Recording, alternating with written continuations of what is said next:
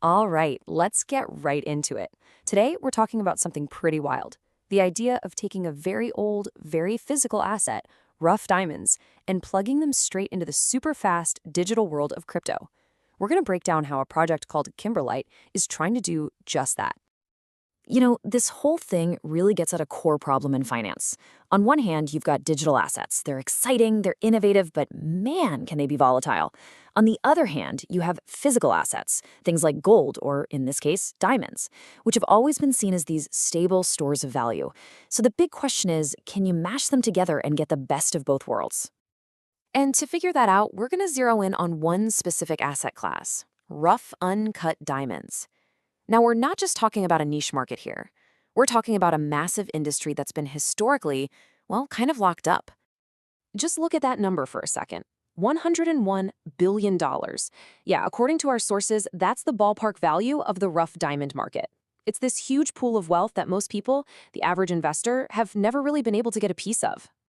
And this is exactly why it's been called a locked market. Think about it. It's not like buying a stock on an app. It's historically been super hard to get into. The liquidity is low, which just means it's difficult to buy or sell quickly. You can't just trade diamonds at 3 in the morning.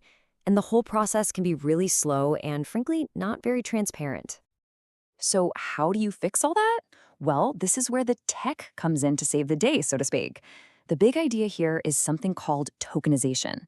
It's basically using blockchain technology to build a bridge from the digital world directly to this very physical, very traditional asset. So what even is RWA tokenization? RWA just stands for Real World Asset. And the process is actually pretty simple in concept. You're creating a digital token. Think of it like a digital deed of ownership that lives on the blockchain.